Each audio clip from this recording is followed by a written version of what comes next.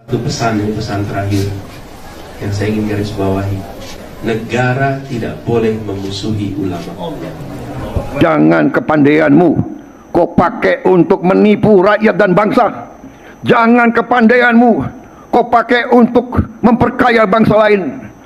Kita tidak benci bangsa lain. Kita tidak mau rakyat kita miskin terus karena uang kita diambil ke luar negeri. Kalau saudara mau, silakan. Jangan ikut pemerintah yang saya pimpin. Pilih. Tiap manusia boleh pilih. Pilih jalan rakyatmu atau pilih mengabdi ke yang lain. Kasar kepada kau punya umat, kepada kau punya rakyat, kepada kau punya sahabat, kepada kau punya pengikut, kepada kau punya kaum. Lan faddu min haulik. Niscaya pasti orang-orang yang ada di sekitarmu akan pergi meninggalkanmu, akan bubar. Nanti rakyatmu lari, nanti pengikutmu lari kalau engkau berbuat kasar. Kau kabur aja ke sana. Mungkin ada yang mau kabur ke Yaman. Mereka ingin, saya, bahar saya, dihina, dicaci, dimaki, dibilang keturunan Yahudi lah, dibilang macam-macam. Tetapi nyatanya, dimanapun saya menginjakkan kaki saya, di situ manusia berkerumun untuk mendatangi saya, saudara-saudara. Manusia berkerumun untuk mendatangi saya, saudara-saudara. Yang merupakan jejak digital Anies Baswedan yang bisa kita jadikan referensi tentang karakter politik Anies Baswedan, sehingga kita akan mengetahui dengan jelas siapa Bapak Anies Baswedan ini. Apakah beliau ini layak kita pilih menjadi presiden, ataukah jauh-jauh hari kita harus sudah memberitahukan kepada khalayak ramai bahwa Anies Baswedan belum cocok menjadi presiden. Kita dengarkan dan nanti kita akan bahas.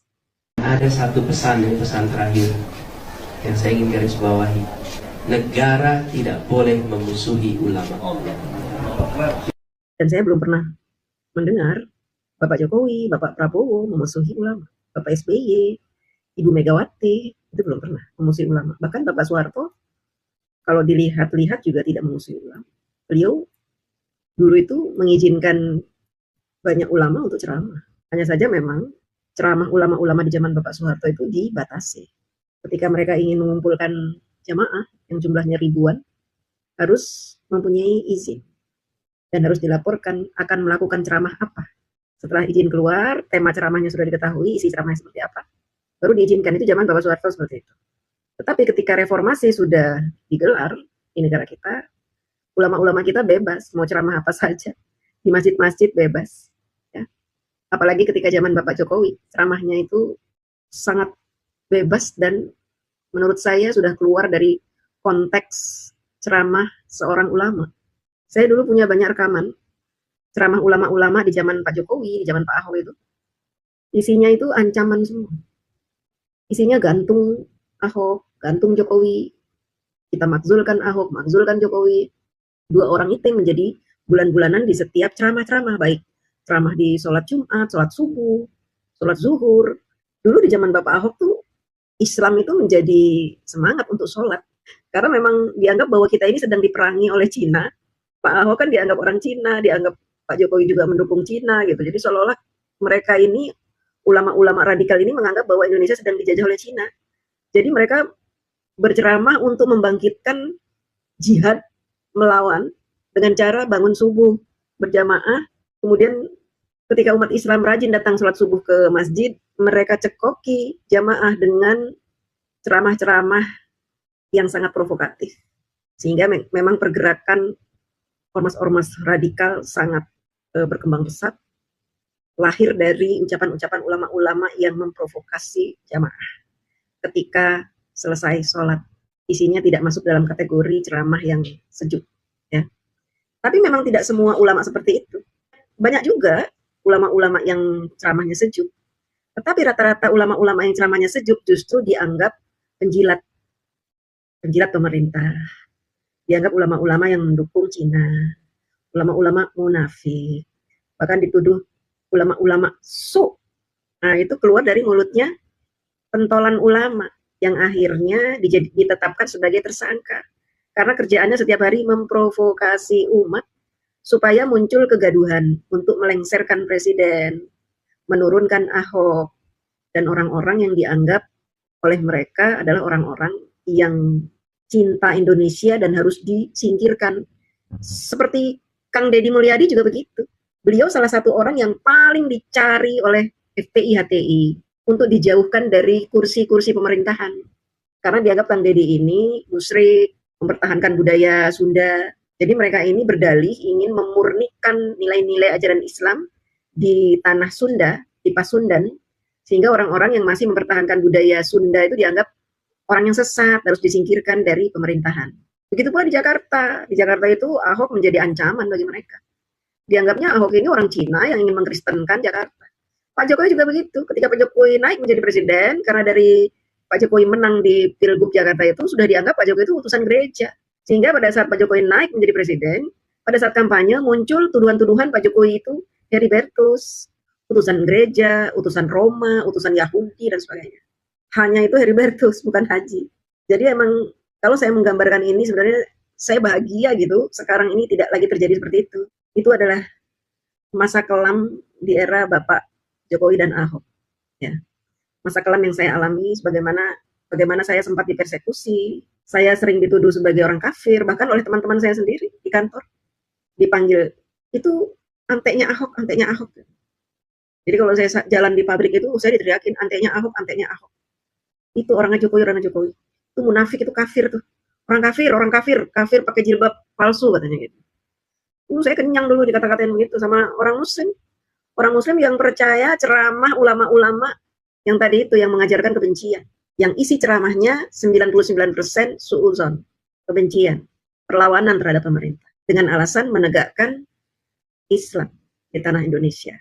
Padahal tujuannya bukan itu. Tujuannya ingin merebut kekuasaan.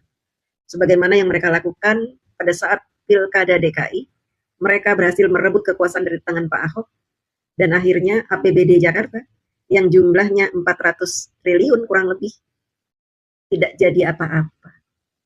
Jakarta tidak terbangun, uang yang segitu banyak entah kemana raibnya. Dan ketika ada temuan-temuan, ormas-ormas radikal mati-matian membela Pak Anies Baswedan supaya tidak diselidiki oleh KPK. Mereka mau Pak Anies ini bersih dari tuduhan KPK sehingga Pak Anies bisa naik menjadi presiden. Makanya 2024 Pak Jokowi mengatakan kepada KPK, jangan selidiki Anies Baswedan, karena Anies Baswedan mau naik menjadi presiden. Supaya negara ini tidak gaduh, kita mengalah saja. Bagi Pak Jokowi, kegaduhan, keributan, kerusuhan, itu menghabiskan uang banyak. Lebih baik mengalah. Beri jalan kepada Anies Baswedan untuk menjadi presiden. Bertanding dengan orang-orang. Bertanding dengan calon-calon presiden. Biar rakyat yang menilai Anies Baswedan ini tokoh politik seperti apa. Dan kita menyaksikan sendiri bagaimana ketika Anies Baswedan diberi jalan untuk maju Pilpres. Pemerintah memberikan jalan, Pak Jokowi yang memiliki kekuasaan tidak menggunakan kekuasaannya untuk memeriksa Anies Baswedan, padahal uang 400 triliun itu tidak sedikit. Harusnya Jakarta tidak seperti ini. Perkembangan Jakarta selama 5 tahun ini stagnan, tidak nampak pembangunan. Harusnya tidak seperti ini. Tapi karena Pak Jokowi tidak mau ribut-ribut terjadi, ingin negara ini adem, beliau juga tahu siapa pendukung Anies. Pendukung Anies adalah orang-orang barbar, radikal, intoleran, yang menghalalkan segala cara, bahkan mereka tidak takut untuk menghakimi sesama Muslim. Mereka tidak takut gebukin orang Muslim yang membela pemerintah, mereka nggak takut. Mereka anggap kita ini yang membela pemerintah adalah pengkhianat agama. Mereka ini memang orang-orang yang menjadi hakim-hakim di jalanan karena merasa diri mereka ini ahli surga. Sudah punya panitia-panitia untuk memasukkan mereka ke surga tanpa hisab. Sehingga mereka merasa bahwa mereka punya kewenangan untuk gebukin orang Islam yang nggak nurut, untuk mengintimidasi orang-orang Islam yang tidak mau dicuci otaknya. Inilah bahayanya apa yang dikatakan oleh Anies Baswedan. Dari kata-kata dia, di awal video ini, menurut saya ini ada pesan mendalam untuk menumbuhkan kembali pengikut-pengikut ulama radikal agar mereka berani lagi melakukan kegaduhan di negara kita. Negara tidak boleh memusuhi tokoh-tokoh agama. Negara tidak boleh memusuhi tokoh-tokoh agama. Siapa sih Pak yang memusuhi tokoh-tokoh agama? Negara tidak pernah memusuhi tokoh agama, tetapi ketika tokoh agama tersebut berbuat keonaran, memprovokasi, menghasut, setiap hari kerjaannya demo dan merugikan negara. Demo tanpa sebab. Demo hanya karena ketidakpuasannya menjadi bagian dari orang-orang yang dikalahkan oleh pemerintah yang terpilih. Maka wajar jika negara mengambil sikap tegas untuk menindak tokoh-tokoh agama, ulama-ulama tadi itu, yang sudah membuat keonaran. Ulama adalah rakyat Indonesia. Ulama sama dengan kita, rakyat Indonesia. Sama-sama punya hak. Kita juga punya hak untuk tidak dipaksa mengikuti arahan mereka. Jika mereka menuduh kita kafir, itu urusan mereka dengan Tuhan. Dan mereka tidak boleh memaksa kita untuk mengikuti mereka. Pandangan kita terhadap apa yang mereka katakan ke muka publik untuk menghancurkan negara ini, untuk mengalahkan pemerintah dan orang-orang yang mereka tidak sukai dalam hal berpolitik, maka kami sebagai rakyat juga punya hak untuk memilih tokoh-tokoh lain yang lebih nasionalis, lebih cinta NKRI, lebih mau bekerja, lebih amanah, dan punya prinsip. Itu hak kami. Jangan memaksa kami untuk mendukung ulama, karena ulama dengan politik ini berbeda. Ulama ini tugasnya apa? Mencerdaskan ruhaninya jamaatnya, bukan memprovokasi jamaatnya untuk membenci pemerintah. Dan ketika kami melihat ulama memprovokasi kami untuk membenci pemerintah, maka kami anggap mereka itu bukan ulama, melainkan provokator. Dan negara juga punya kewajiban untuk menertibkan ulama-ulama seperti ini. Bukan artinya negara membenci ulama. Nah, yang ini harus diluruskan nih, karena pendapat-pendapat Pak Anies ini bersayap. Kita harus mengartikan ucapan Pak Anies. Nanti kalau kita ngomong begini, Pak Anies pasti berkelit. Kalau kita diam saja, tidak menjelaskan ini, karena ini bersayap, ini berbahaya. Karena bisa menyebabkan banyak asumsi dari orang yang mendengarnya. Justru negara harus berbicara dan mendengar kata-kata ulama atau tokoh-tokoh agama. Umar datang ke ulama, bukan ulama datang ke Umar. Sebenarnya banyak maknanya, teman-teman, ya. Salah satu maknanya yaitu yang pertama, ini yang bisa kita simpulkan dari kata-kata beliau ini. Yang pertama, Pak Anies ingin mengatakan kepada kita semua bahwa ulama itu lebih tinggi derajatnya daripada presiden, sehingga ulama tidak boleh datang ke presiden. Umar datang ke ulama, cium tangannya, dengarkan nasihatnya, jadikan sebagai rujukan. Amin. Presidenlah yang harus datang ke ulama, cium tangan ke ulama. Nggak boleh sebaliknya.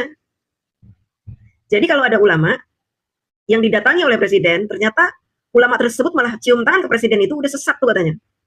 Kan pernah Pak Jokowi mendatangi Mbah Maimun Zubair, ternyata Mbah Maimunnya cium tangan ke Pak Jokowi. Itu menurut beliau ini sesat. Nah, ini kan pendapat-pendapat seperti ini harus kita luruskan. Kan supaya pikiran kita tidak suudzon dengan Pak Jokowi. Gitu. Kenapa Mbah Maimun Zubair waktu itu cium tangan kepada Pak Jokowi? Karena Mbah Maimun adalah ulama besar yang mengetahui secara kebatinan siapa Pak Jokowi. Jadi karena batin Mbah Maimun ini sangat kasat, beliau bisa melihat getaran-getaran yang ada di dalam diri Pak Jokowi.